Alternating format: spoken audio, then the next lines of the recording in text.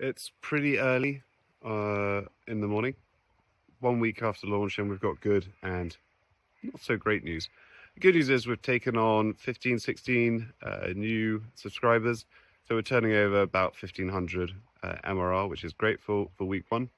The bad news is we are a little bit surprised by how people are using the app and the consequences of that. So when we built our conversation interface, we expected people to say what they needed to be the AI to do for them that day. But it turns out a lot of people are using it for coaching in real time.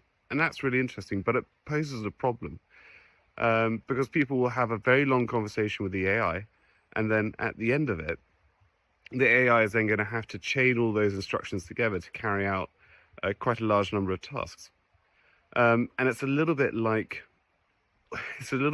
going into a restaurant and ordering your food, but rather than talking straight to the waiter, you're doing Chinese whispers. So you're chaining all these conversations together. And when you have these like input, output, input, output, input, output chains, you're going to have statistical probability of things not working out properly. So in large language models, that could be hallucinations, but it could be a range of other frictions that cause the eventual output not to be what we want it to be.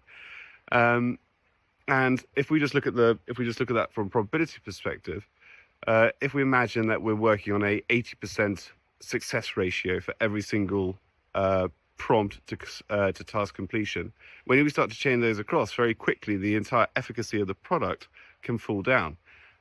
So just running the numbers, let's say prompt number one, 80% return. So we're now at 72% going into the next one, 80% of that, 65 going into the next one, 80% of that, 51, and then the next one, 80% of that. We're down at 40. So we're down at there's a greater likelihood of the overall task not being completed than being completed successfully, which is probably or clearly not ideal for an AI whose whole job is to do admin.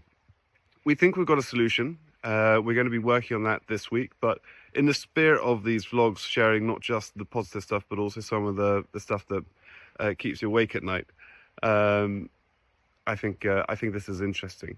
The good news is, if we can get it to work, or when we get it to work, we've got a fantastic use case, because we've already got these people who are using TACE for real-time coaching, except now the real-time coaching will have really good outputs as well. So stay tuned, see what happens next.